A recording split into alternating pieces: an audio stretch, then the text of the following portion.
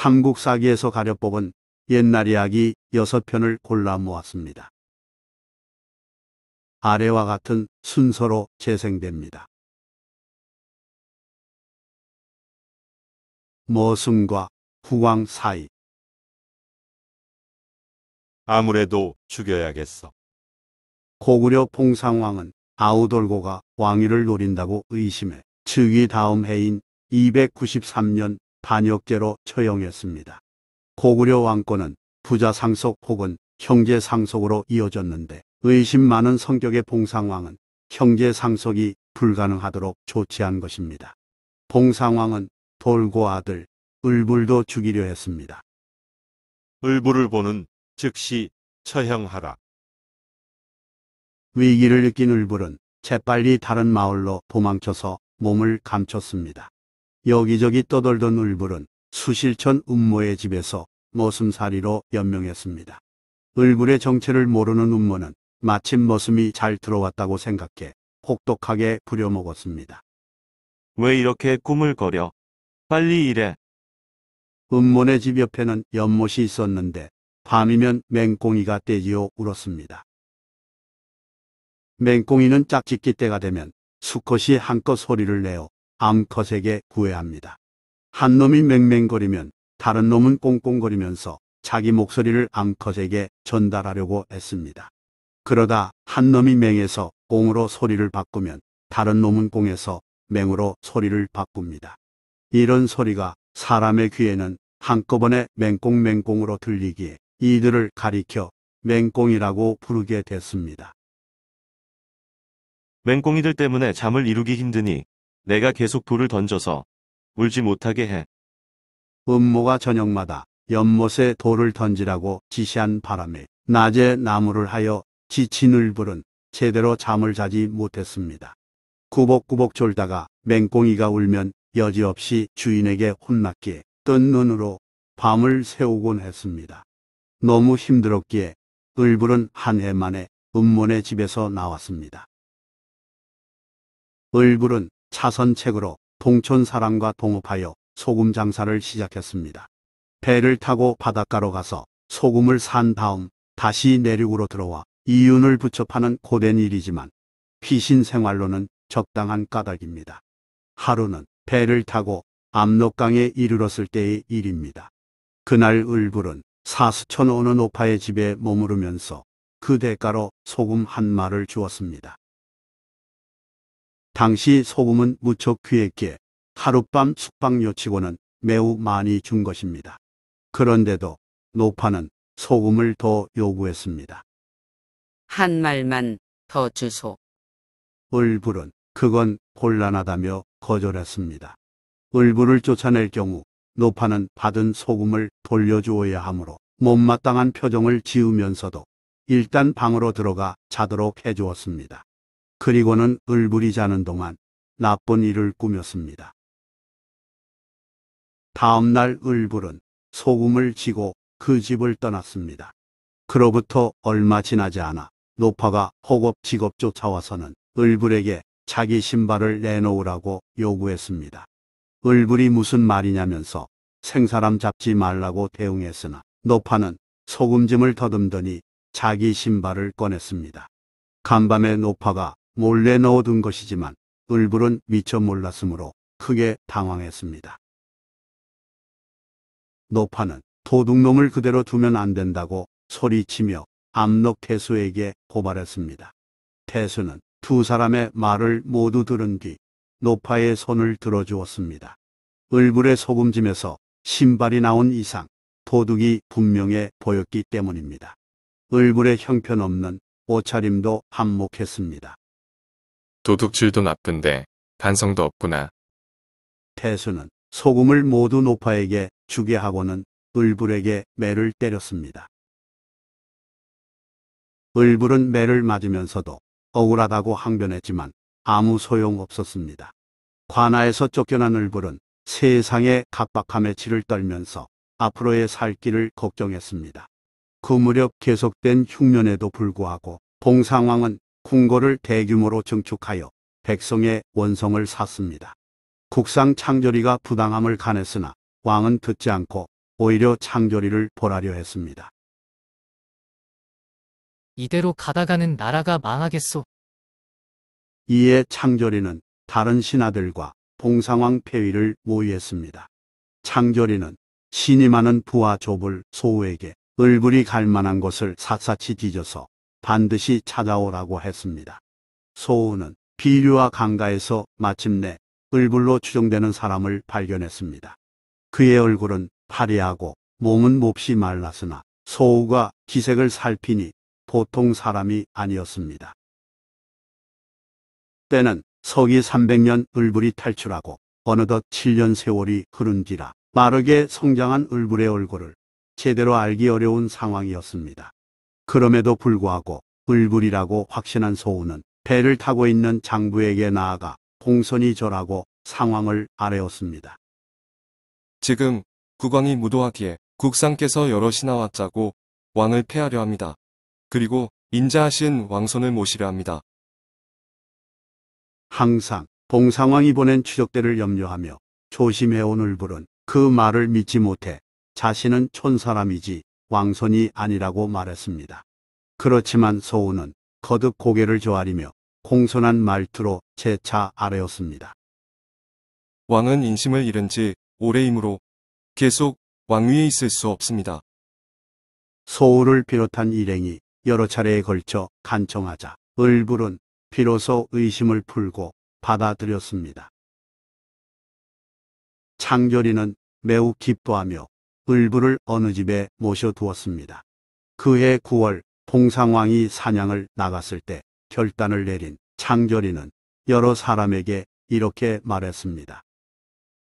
나와 뜻을 같이 하는 자는 갈대잎을 모자 위에 꽂으시오. 신하들 모두가 그대로 따르자 창조리는 왕을 폐하고 군사를 동원해 에워쌌습니다. 봉상왕은 사태를 돌이킬 수 없음을 깨닫고 두 아들과 함께 자살했습니다. 이후 을불은 신하들 추대로 고구려 제15대 군주가 됐으니 바로 미천왕입니다. 미천왕 즉위 후 소문을 통해 한때 모슴의 정체가 왕손이었음을 알게 된 수실촌 음모는 벌벌 떨었고 천한 사람도 출세할 수 있다는 비유로 모슴 살던 사람도 왕이 된다.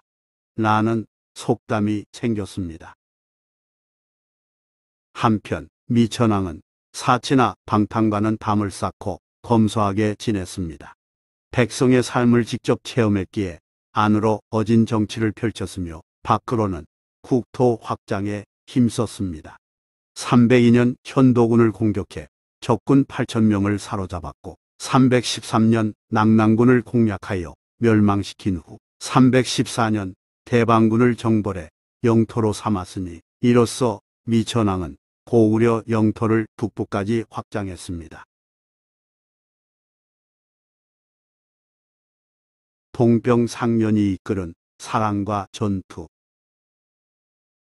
문자왕 때의 일입니다. 고구려의 태자가 백성들이 사는 모습을 살피고자 상인 옷차림으로 이곳저곳 돌아다녔습니다. 이참에 백제의 형편도 알아봐야겠어. 어느 날 태자는 한강 하류 백제 땅에 있는 마을 계백을 염탐하다가 그의 행색을 수상히 여긴 백제 군사에게 발각되어 쫓기는 신세가 되었습니다. 태자는 다급한 나머지 어느 큰 저택 담장을 훌쩍 넘었습니다. 태자가 백제 군사의 눈을 피해 숨으려 할 때 안에서 주인이 나오더니 누구냐고 물었습니다. 어떤 일로 우리 집에 들어오셨는지요? 하룻밤 신세 지고자 하는 상인인데 허락해 주시겠습니까? 그 집은 그 지방 큰 부자인 한씨 저택이었고 주인은 젊은이에게 호감을 느껴 받아주었습니다. 집주인은 딸을 불러 서로 인사시킨 후 방을 안내하게 했습니다. 그런데 태자는 그 집 딸을 처음 본 순간 두 눈을 번쩍 떴고 숨이 멎을 뻔했습니다. 그때까지 봐왔던 그 누구보다 아름다운 여인이었기 때문입니다. 태자는 두근두근 심하게 뛰는 가슴을 진정시키며 침착하게 물었습니다. 아가씨 이름은 무엇인지요? 소녀는 한주라고 하옵니다. 그 집 딸 한주도 태자를 처음 보자마자 마음이 끌려 자신도 모르게 미소를 지었습니다. 신분을 감춘 고구려 태자와 백제 절세 미인이 서로 첫눈에 반한 것입니다. 두 사람은 한창 이성에 관심 많은 청춘인지라 금방 친해졌습니다. 태자는 얼마 동안 그곳에 머물면서 한주와 빠르게 가까워졌으며 마침내 집주인 몰래 정을 통하고 부부가 되기로 약속했습니다. 태자는 고국으로 돌아가기에 앞서 한주에게 은밀히 신분을 밝혔습니다. 나는 고구려 태자라오. 그래서 오래 머무를 수 없다오. 깜짝 놀란 한주가 한참 동안 말이 없다가 힘겹게 입을 열었습니다. 제게로 돌아오실 건가요? 태자가 주먹에 힘을 쥐며 말했습니다. 물론이요. 내가 귀국하면 대군을 거느리고 와서 이 땅을 취한 뒤 그대를 맞이하겠소. 그 직후 태자는 도망쳐서 귀국했고 문자왕이 세상을 떠나자 고구려 제22대 안장왕으로 즉위했습니다. 너희는 가서 계백 마을을 점령하거라. 안장왕은 한주를 그리워하며 한주가 사는 계백현으로 군대를 보냈습니다. 그러나 고구려 군사들은 백제의 완강한 저항을 뚫지 못하고 세 차례나 패했습니다. 그 무렵 계백현에 새로 부임한 태수가 상당한 미모를 갖춘 여인이 살고 있다는 소문을 듣고는 직접 불렀습니다. 한주가 절세 미인임을 확인한 신임 태수는 그녀를 접실로 맞이하려 했습니다. 소녀에게는 이미 장례를 약속한 사람이 있습니다. 한주는 마음에 둔 남자가 있다면서 거절했습니다. 태수가 그 사람이 누구냐고 묻자 한주는 차마 사실을 밝힐 수 없어서 입을 다물었습니다. 태수는 그 말을 거짓으로 여기고 재차 자기 여자로 만들려 했고 한주는 죽기를 결심하고 피했습니다. 한주는 답답할 때마다 언제 올지 모를 난군을 그리워하며 산마루에 올라 북쪽을 바라봤습니다. 한주의 속마음을 알 길 없는 태수는 몇 차례 청원을 거절당하자 분노하여 한주를 감옥에 가뒀습니다. 태수는 자기 말을 듣지 않으면 사형시키겠다고 위협하면서 한편으로는 온갖 감언으로 한주를 깨웠습니다. 이제 한주의 목숨은 언제 끝날지 모르는 상황이 됐습니다. 안장왕은 한주가 옥에 갇혀 있다는 사실을 탐지해 알게 되자 초조한 마음에 여러 장수에게 조서를 내렸습니다. 계백현을 회복해 한주를 구해내는 자가 있으면 상금 천금과 만어후 관작을 상으로 주겠노라. 만호우는 1만호 백성이 사는 영지를 가진 제후라는 뜻이니 안장왕은 실로 엄청난 포상을 내걸고 한주를 구해오라고 명한 것입니다. 그러나 아무도 지원하는 자가 없었습니다. 이미 세 차례나 백제군에게 패배한 지역이라 굳이 목숨 걸고 나서고 싶지 않은 까닭입니다. 이때 장군 을밀이 왕에게 말했습니다. 상금 천금과 만호우 관작은 신이 원하는 바가 아닙니다.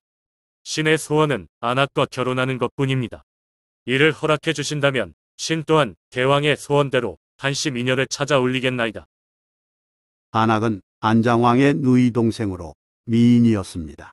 을밀과 안악은 서로 좋아했으나 안장왕이 을밀의 문보를 시원찮게 여기며 반대하고 있었습니다. 을밀은 병을 일컬어 벼슬을 버리고 집에 들어앉아 있다가 왕이 조서를 내렸다는 말을 듣고는 왕에게 나아가 자신 역시 간절히 원하는 안악을 출병 조건으로 내걸고 나선 것입니다. 신이 안악을 사랑함은 대왕께서 한주를 사랑하신과 마찬가지입니다. 부디 대왕께서 잘 헤아려 주시옵소서. 을밀은 안장왕의 애타는 심정을 잘 알기에 동병상련이라는 점을 강조했습니다. 안장왕은 고민에 빠졌습니다. 사랑하는 여동생을 내키지 않는 장수에게 내주는 일이 여전히 꺼림칙했기 때문입니다. 그렇지만 한주를 생각하면 한시도 지체할 수 없었습니다. 마침내 안장왕이 안악을 아끼는 마음이 한주를 사랑하는 생각에 대적하지 못해 드디어 을밀의 청을 받아들였습니다.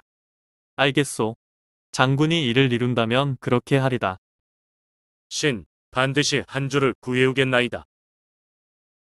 을밀은 즉시 수군 5,000명을 거느리고 바닷길을 떠나면서 왕에게 아뢰었습니다. 신이 먼저 백제를 쳐서 개백현을 회복하고 한주를 살려낼 것이니 대왕께서 대군을 거느리고 천천히 육로로 쫓아오시면 수십일 안에 한주를 만나실 겁니다. 한강 하류에 도착한 을밀은 비밀이 결사대 20명을 뽑아 평복에 무기를 감춘 채 앞서서 개백현 성 안으로 들여보냈습니다. 그날은 개백 태수의 생일이었는데 태수는 이를 깨닫지 못하고 관리와 친구들을 모아 크게 잔치를 열고 최종적으로 한주의 마음을 돌리고자 했습니다. 오늘은 내 생일이니라. 오늘 너를 죽이기로 정했으나 한주 내가 마음을 돌리면 곧 너를 살려줄 것이니 그러면 오늘이 너의 생일이라고 해도 좋을 것이다. 태수의 협박에 한주는 담담히 그 말을 받아쳐 대답했습니다. 태수가 내 뜻을 빼앗지 않으면 오늘이 태수의 생일이 될 것입니다. 그렇지 않으면 태수의 생일이 곧 내가 죽는 날이 될 것이요. 만약 내가 사는 날이면 곧 태수의 죽는 날이 될 것입니다. 한주의 말을 듣고 태수가 크게 노하여 당장 처형하라고 명했습니다. 한주가 감옥에서 죽음을 기다릴 때 춤추는 무객으로 가장하고 잔치에 참석한 을밀의 결사대가 일제히 칼을 빼들었습니다. 고구려 군사들은 방심한 상태의 손님들을 마구 죽이면서 고구려 군사 10만이 입성했다고 외치니 성안이 크게 어지러워졌습니다. 이와 동시에 을밀이 군사를 몰아 성으로 들어가서 감옥을 부수어 한주를 구해내고 곡간을 봉하여 안장왕이 오기를 기다리면서 한강 일대의 각 성읍을 쳐서 항복을 받았습니다. 을밀은 동요하는 사람들에게 당당히 외쳤습니다. 이곳은 이제 고구려의 땅이니라.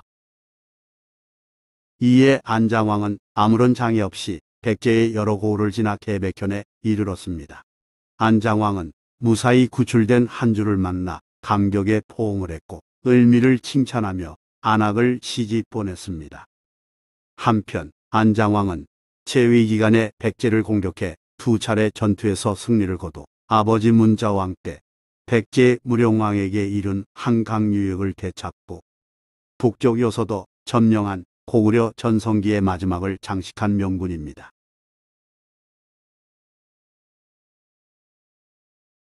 거울을 쪼개어 나눈 사랑 증표. 신라 진평왕 때의 일입니다. 당시 경주의 설씨라는 늙은 호라비는 오직 딸 하나만을 의지하며 살고 있었습니다.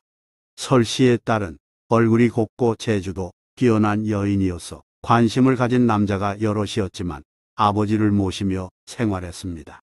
그런데 계속되는 전쟁으로 말미암아 나이 많은 노인에게도 징집 명령이 떨어졌습니다. 내가 여자라서 아버님 대신에 병력 의무를 대신할 수도 없고 늙으신 아버님을 이대로 보내드릴 수도 없으니 이를 어쩌나. 효성이 지극한 설씨녀는 국방 경비를 위한 소집 영장을 받아들고 어쩔 도리가 없어 전전긍긍했습니다. 그러던 차에 사량부 출신 총각 가실이 찾아와서 이렇게 말했습니다. 제가 아버님 대신에 병역 의무를 이행하겠습니다. 가실은 평소 설씨녀를 흠모했는데 딱한 사정을 알고 찾아와 제안한 것입니다. 설씨 부녀는 가실의 말을 듣고 크게 기뻐했으며 기적 같은 일이라고 생각했습니다.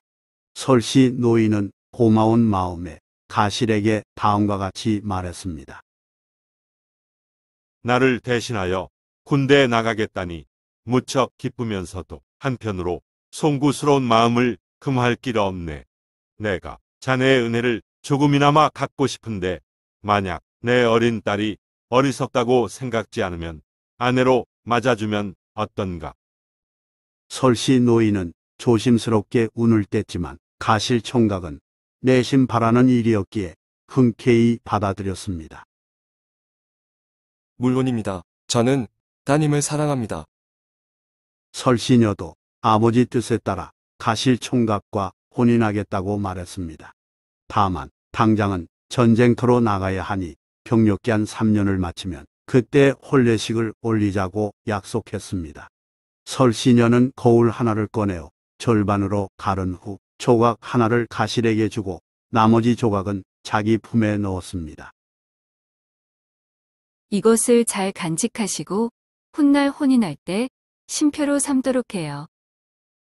설시녀가 반으로 쪼개진 거울을 주며 이같이 말하자 가실 총각은 자신이 타고 온 말 한 피를 선물로 주면서 말했습니다. 이것은 매우 좋은 말이니 내가 없는 동안 맡아서 길러줘.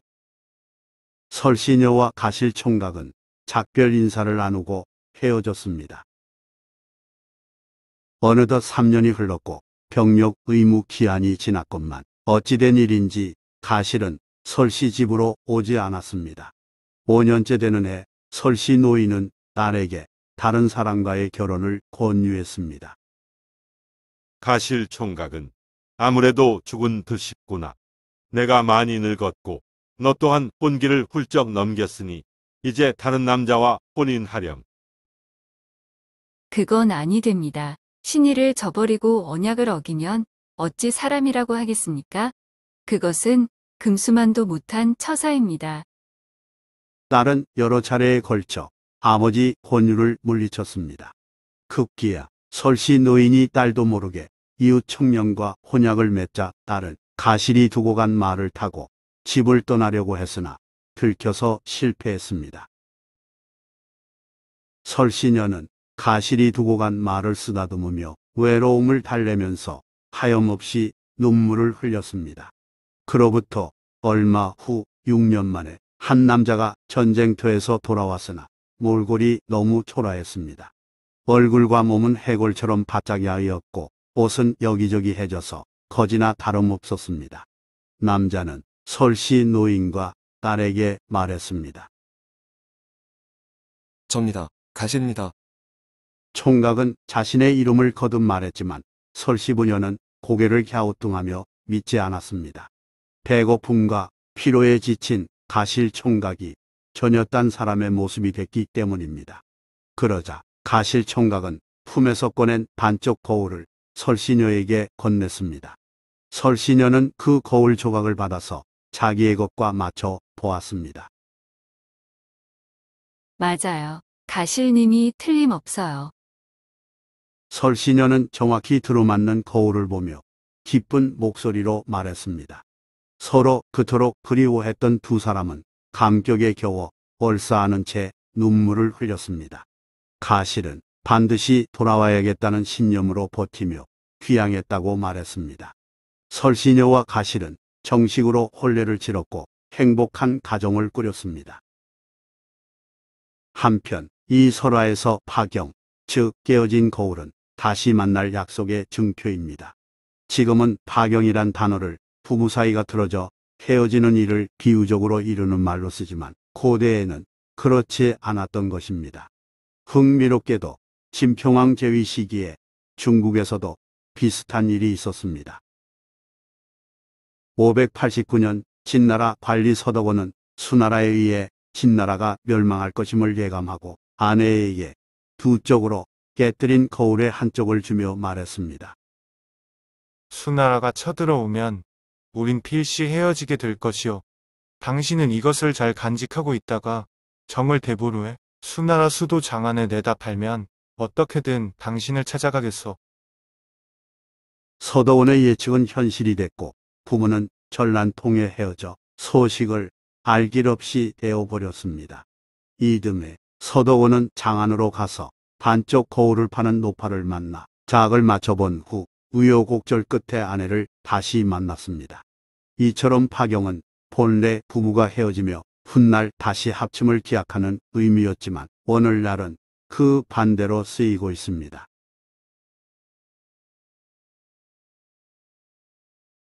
꿈보다 해몽. 서기 798년 어느 날 김경신은 이상한 꿈을 꾸었습니다. 그는 청관사 경내를 걷다가 불현듯 각지고 위가 평평한 관모 복두를 벗더니 머리에 흰갓을 쓰고 12연금을 손에 든 채 우물 속으로 들어갔습니다. 순간 어두컴컴해질 때 김경신은 깜짝 놀라서 잠에서 깼습니다. 다행히 꿈이었네. 그런데 왠지 불길해. 아무래도 무슨 일을 암시하는 것 같아. 김경신은 이마에 흐르는 식은 땀을 닦으며 잠시 생각에 잠겼습니다. 그는 신라의 17관 등 가운데 첫째 등급인 각관으로 최고 관직에 있고 언젠가 왕이 될 희망을 품고 있었습니다. 왜냐하면 780년 이찬 김지정이 군사를 일으켜서 유흥만 일삼던 해공왕을 죽였을 때 상대 등 김양상과 김경신이 주축이 되어 반란을 진압하고 김양상이 제37대 선도왕이 됐기 때문입니다. 이때 공신인 김경신은 차기 국왕을 꿈꾸었습니다. 김양상도 왕이 됐는데 나라고 못 될 것은 없지.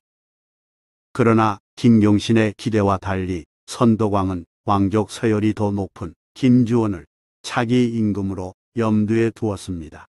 신라에서는 대대로 성골이 왕위를 잇다가 제28대 진덕여왕을 끝으로 성골이 없어지자 제29대 무여왕 때부터 진골 중에서 무여왕 자손이 왕위를 이은 까닭입니다.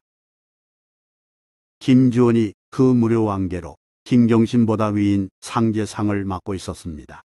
이런 얘기가 궁궐 안에 퍼지자 순위가 밀린 김경신은 반감을 가졌습니다. 누구 덕분에 왕이 됐는데 나를 푸대접하나. 김경신은 반란을 포함해 어떻게 대응할지 고심하던 차에 기묘한 꿈을 꾸었기에 불안감을 느꼈습니다. 어쩐지 우물이 죽음으로 들어가는 입구처럼 여겨졌습니다. 하여 점쟁이를 불렀습니다. 이러이러한 꿈을 꾸었다네. 풀이 좀 해주게. 점쟁이는 주의 깊게 듣더니 바로 꿈풀이를 해주었습니다. 아뢰옵기 송구하오나 머리에 쓴 모자 색깔이 바뀐 것은 관직에서 떠날 징조요. 손에 가야금을 든 것은 몸의 형틀을 쓰게 될 조짐이요.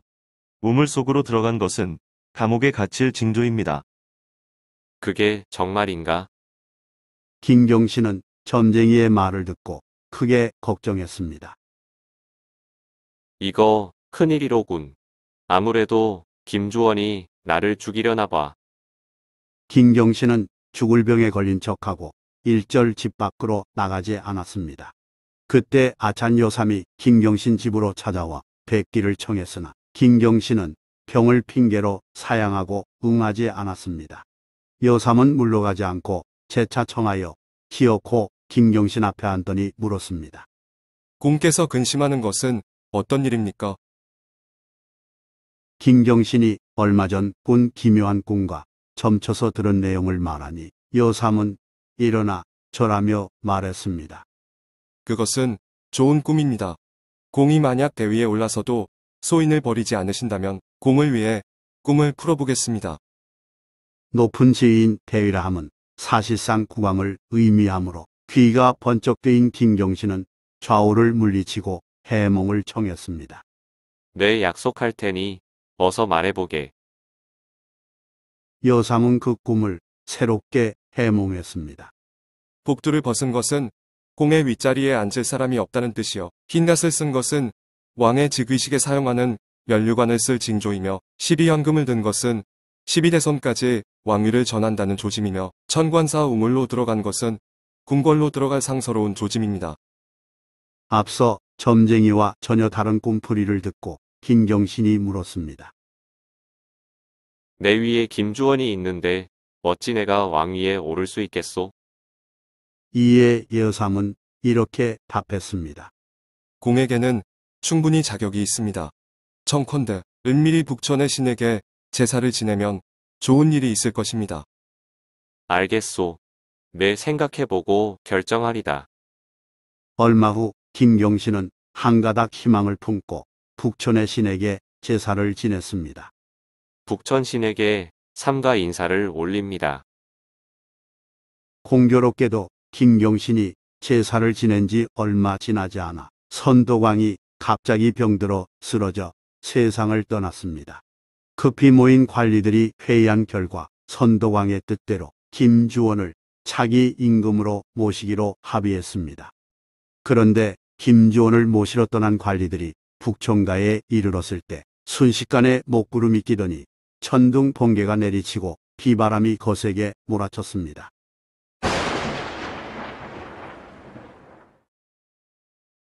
신하들은 비가 그치기를 기다렸으나 비는 계속되었고 냇물이 불어서 도저히 건널 수 없는 상황이 되었습니다. 김주원의 집은 냇물 건너 북쪽에 있었으므로 관리들은 다시 의견을 나누었습니다. 아무래도 냇물을 건너지 말라는 하늘의 뜻인 것 같으니 다음 서열인 각간 김경신을 추대합시다. 모두 동의하여 발길을 돌렸고 김경신은 즉시 궁궐에 들어가 왕위에 올랐습니다. 강릉 김씨 시조 전설에는 김주원 공이 비가 멎은 뒤 궁궐로 달려왔으므로 원성왕이 왕위를 사양했으나 김주원은 이 일이 하늘의 섭리임을 말하고 조용히 자신의 고향 명주, 지금의 강릉으로 내려갔다고 합니다. 우여곡절 끝에 임금이 된 신라 제38대 원성왕은 새로운 꿈풀이로 자신감을 심어준 여삼을 불렀습니다. 그러나 여삼은 죽고 없었으므로 원성왕은 그 자손에게 벼슬을 내려주었습니다. 이 일을 통해 원성왕은 인생에 공공하고 영달하는 이치를 깨달았으므로 신공산회가를 지었다고 하는데 그 노래는 전하지 않아 내용을 알 길이 없습니다. 또한 이 일화로 미로 신라시대에 이미 해몽을 통해 앞니를 점치는 사례가 있었음을 알 수 있으며 같은 꿈이라도 해몽하는 사람에 따라 흉몽으로 풀이하거나 길몽으로 해석했음을 알 수 있습니다. 원성왕은 788년에 독서 삼풍가로 인재를 고루 등용했고 790년에는 벽골제를 증축하여 농사에도 힘썼습니다. 독서 삼풍가는 오경으로 대표되는 한학적 소양을 상중하 삼품으로 나눠 평가해 관리로 등용한 제도이며 우리 역사상 최초의 과거제 내지 과거의 시원적 형태로 여겨지고 있습니다. 다만 귀족 자제만 대상으로 삼았다는 점에서 한계가 있습니다. 한편 국보 제6호인 충주 타평리 7층 석탑을 중앙탑이라고도 부르는데 그와 관련한 재미있는 설이 있습니다. 어느 날 원성왕은 국토의 중앙이 어디인지 알고 싶어졌습니다. 그래서 보폭이 똑같고 잘 걷는 사람을 남과 북의 끝 지점에서 한나란시에 출발시켰더니 타평리 7층 석탑 자리에서 만났습니다. 이에 그 자리에 탑을 세우고 국토의 정중앙임을 나타냈다고 전합니다. 수수께끼를 풀어 지혜를 증명한 태자. 고구려의 주몽은 동부여에 있을 때 예씨와 혼인하여 부부로 지내다가 다른 왕자들의 시기로 인해 언제 죽임당할지 모를 상황에서 어머니의 권유로 홀로 탈출하였습니다. 사정이 급박하니 나 혼자 먼저 떠나겠소. 곧 다시 만납시다. 알겠습니다. 부디 몸 조심하세요. 이때 예씨는 임신한 상태라서 따라 나서기 힘들어 부득이 동부여에 남았고 얼마 후 아들 유리를 낳았습니다. 말썽꾸러기로 살아가던 유리는 어느 날 거리에서 참새를 목표로 활을 쏘다가 실수하여 여인이 이고 가는 물동이를 깨뜨렸습니다. 그 바람에 물을 뒤집어 쓴 여인은 심하게 화내며 말했습니다. 아비 없는 자식이라 형편없구나. 참으로 미련한 놈 같으니라고. 유리는 부끄러워하면서 집으로 돌아와 어머니 예씨에게 물었습니다. 제 아버지는 누구이며 지금 어디에 계세요? 어머니는 올 것이 왔구나 하는 표정으로 차분하게 말했습니다. 너의 아버지는 비상한 분이니라. 이 나라 사람들의 미움을 피해 남쪽으로 가셔서 나라를 세우셨단다. 그때 너는 태어나기 전이었는데 너의 아버지는 내게 이렇게 말씀하셨다. 만약 사내아이가 태어나거든 칠릉석 상송하에다 신표를 두고 가니 그걸 찾아서 가지고 오도록 하시오라고 말이다. 칠릉석 상송하는 일곱모난 돌 위 소나무 밑이란 뜻이고 신표는 뒷날에 보고 증거로 삼기 위해 서로 주고받는 물건을 이루는 말이니 그걸 가져오면 아들로 인정하겠단 말이었습니다. 그럼 7각이진 돌 위에 있는 소나무를 찾으면 되겠네요. 유리는 그날부터 밖으로 나가 그곳을 찾아 돌아다녔습니다. 유리는 산골짜기까지 구석구석 뒤졌지만 도무지 그런 장소를 알 수 없었습니다. 소나무는 대부분 땅에 뿌리를 내리고 있고 어떤 소나무는 돌에 뿌리를 내리고 있어도 하나같이 큰 바위 위에 우뚝 솟아 있었습니다. 도대체 일곡모가 난 돌은 어디에 있을까? 그러던 어느 날 유리는 집에 돌아와 지친 몸을 쉬면서 문득 주춧돌을 보다가 고개를 갸웃했습니다. 자세히 보니 주춧돌은 7모로 되어 있고 그 위 기둥은 소나무로 만들었음이 분명했습니다. 아, 바로 여기였구나. 그제야 유리는 그저 자연적인 형태의 모난 돌과 살아있는 소나무만 떠올린 생각이 잘못된 선입견임을 깨달았습니다. 유리가 기둥 및 주춧돌 위를 면밀히 살피니 기둥 밑에 구멍에 동강난 칼 조각이 숨겨져 있었습니다. 유리는 어머니에게 결심을 밝혔습니다. 어머니, 저와 함께 당장 아버지에게로 가요. 장하구나. 내 아들. 그렇게 하자꾸나. 유리는 그 칼 조각을 가지고 고구려로 가서 주몽, 즉 추모왕에게 바쳤습니다. 추모왕은 자신이 가진 칼 조각을 꺼내 맞춰보았습니다. 추모왕은 아들의 지혜를 시험하고자 동부여를 떠나기 전에 그리 숨겨두고 수수께끼 같은 말을 했는데 유리는 그에 부응한 것이었습니다. 완벽한 한자루 칼이됨을 확인한 추모왕은 웃으며 말했습니다. 내가 진정 내 아들이 맞구나. 추모왕은 유리를 태자에 봉하여 왕위를 계승할 수 있도록 조치했습니다. 기원전 19년 4월의 일이었으며 그해 9월 추모왕이 죽자 유리왕이 고구려의 제1의 임금이 되었습니다. 유리왕은 기원전 18년에 송씨를 왕비로 맞이했으나 이듬해 죽자 화희와 치의 두 여자를 계비로 삼았습니다. 화희는 고구려 여인이었고 치는 한나라 여인이었습니다. 그런데 둘의 사이가 좋지 않아 보기만 하면 다투었습니다. 보다 못한 유리왕은 따로 동궁과 서궁을 지어 두 사람을 떨어져 살게 했습니다. 좋은 해결책처럼 여겨졌지만 그게 아니었습니다. 그 후 어느 날 유리왕이 사냥을 나가서 이래나 대궐로 돌아오지 않았습니다. 그동안 두 여자는 여러 차례 싸웠습니다. 급기야 화희가 치를 꾸짖으며 너희 나라로 돌아가라고 모욕을 주었습니다. 치는 서글픈 나머지 살던 곳을 떠나서 어디론가 사라져 버렸습니다. 긴 사냥을 끝내고 여드레 만에 대궐로 돌아온 유리왕은 그 사실을 알고 당황했습니다. 뭐라고? 치가 없어졌다고?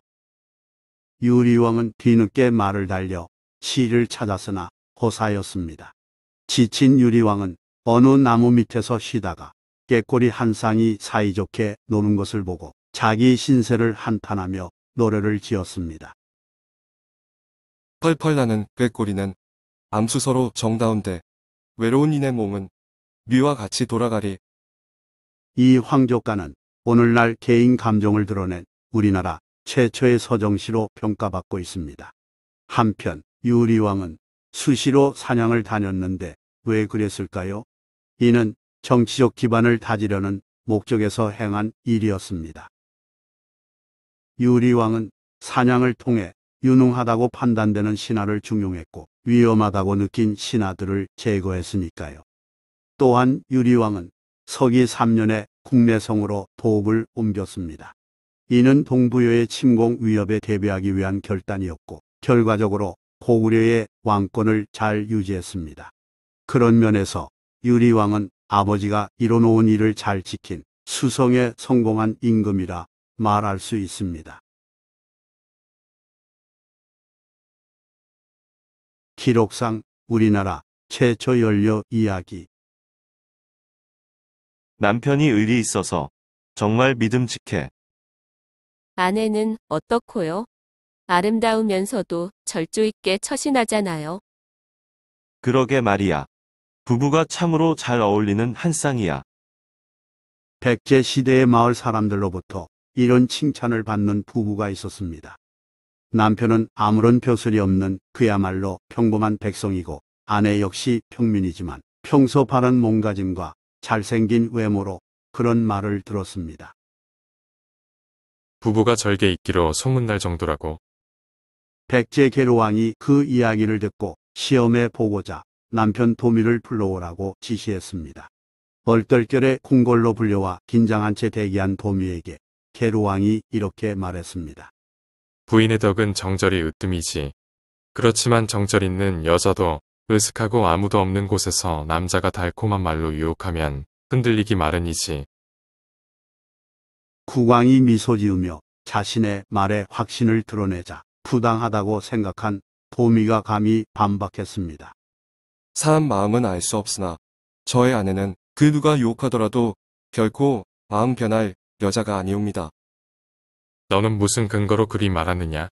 내 형편보다 나은 부귀영화를 싫어할 여자가 어디 있더냐? 아니옵니다. 제 아내는 비록 죽더라도 변함이 없을 사람입니다.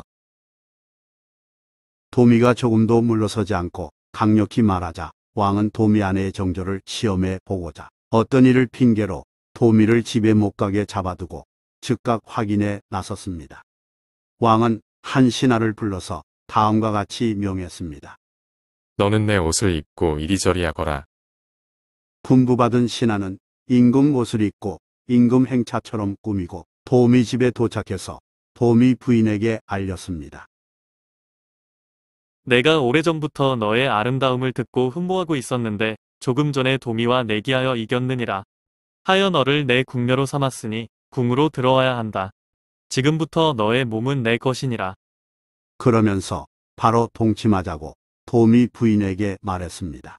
뜻밖의 소식을 접한 도미 부인은 순간적으로 놀랐으나 잠시 생각하더니 이내 공손한 자세로 왕에게 아뢰었습니다. 국왕께서 헛된 말을 하실 리 없으니 제가 어찌 감히 왕명을 어기겠습니까? 청컨대 대왕께서는 먼저 방으로 들어가시옵소서. 저는 깨끗한 옷으로 갈아입고 나서 모시겠나이다.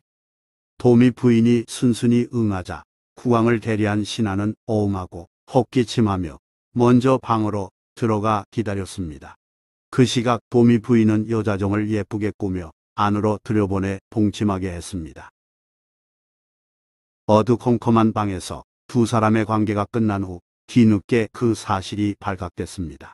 국왕 지시를 이행한 신하는 있는 그대로 보고했고 계로왕은 크게 분노했습니다. 감히 왕을 능멸하다니 도저히 용서할 수 없는 일이로다. 계로왕은 도미에게 죄를 씌워서 그의 두 눈을 뽑아버리고 사람을 시켜 끌어내어 조그마한 배에 싣고 강물 위에 기어보내게 했습니다. 시력 잃은 도미를 실은 배가 한강을 따라 정처 없이 떠내려갈 때 계로왕은 도미 부인을 데려오라고 명했습니다. 신하가 도미 집에 이르러 부인을 잡아 끌자 도미 부인은 남편의 행방을 물었고 신하로부터 국왕 능멸죄로 처형당했다는 말을 들었습니다. 충격받은 도미 부인은 눈물을 참고 죽은 남편을 애도했는데 왕은 그런 도미 부인을 억지로 음행하려 했습니다. 내 남편은 죽었으니 너는 절개를 지킬 필요가 없느니라. 왕이 이리 말하며 거칠게 나오자 도미 부인은 의젓하게 말했습니다. 이제 남편을 잃어 혼자 몸으로는 살아갈 수 없게 되었사온데 하물며 왕을 모시게 됐으니 어찌 거역하겠습니까? 기꺼이 명을 따르겠습니다. 그러나 현재 제가 월경으로 몸이 더러우니 며칠 후 목욕하고 깨끗한 몸으로 잘 모시겠습니다. 도미 부인은 잠옷 부드럽게 말했습니다. 왕이 도미 부인의 얼굴을 살피니 전혀 슬픈 기색이 없어 보였습니다. 하여 기꺼이 허락하고 기다리기로 했습니다. 내 말을 믿고 기다리마. 하지만 도미 부인은 몸을 씻고 오겠다는 말로 궁궐을 빠져나와 곧바로 강가에서 배를 찾았습니다. 배가 어디에 있지? 한 척도 보이지 않네. 낙담한 도미 부인은 하늘을 바라보며 통곡했습니다. 그때였습니다. 어디선가 호련히 배 한 척이 나타나 물결 따라 도미 부인에게 다가왔습니다. 도미 부인은 이 배를 타고 천성도에 닿았는데 거기에서 죽은 줄 알았던 남편을 만났습니다. 먼저 강제로 배에 태워진 도미가 물길 따라 떠내려왔다가 섬에 도착한 상태였습니다. 도미 부인은 눈먼 남편을 바라보며 불렀습니다. 여보, 여보라니, 당신이란 말이요. 감격적 해우를 한 두 사람은 풀뿌리를 캐어 먹으며 연명하다가 백제 땅을 벗어나고자 다시 배를 타고 다른 나라로 향해 갔습니다. 그들은 마침내 고구려의 산산이란 곳 아래에 이르렀으며 고구려인들이 도미 부부를 불쌍히 여겨 옷과 음식을 챙겨주었습니다. 그렇지만 한 곳에 정착하지 못하고 나그네로 이곳저곳 떠돌면서 구차하게 살다가 일생을 마쳤습니다. 이 전설은 삼국사기에 기록된 내용을 각색했으며 문헌으로 확인할 수 있는 우리나라에서 가장 오래된 연료 이야기입니다. 훗날 유교를 강조한 조선시대에 삼강행실도 등의 국가 편찬물에 미처담초라는 제목으로 수록되기도 했습니다. 이 설화에 등장하는 왕은 백제 제4대 계로왕이지만 여러 정황상 백제 제21대 계로왕 때의 일로 여겨집니다. 한편 충청도 보령에는 비슷한 내용의 설화가 있는데 원래 이름이 빙도인 섬은 아름다운 도미 부인이 머물렀다 하여 미인도라는 별칭으로 불립니다. 또 도미양, 상사봉, 원산도 등 도미 설화와 관련 있는 지명을 근거로 보령시는 1992년 상사봉 정상에 도미 부인을 기리는 정절각을 만들었고 이어 정절사를 지어 해마다 경모제를 올리고 있습니다. 좋아요 및 구독은 영상 제작에 큰 힘이 됩니다. 고맙습니다.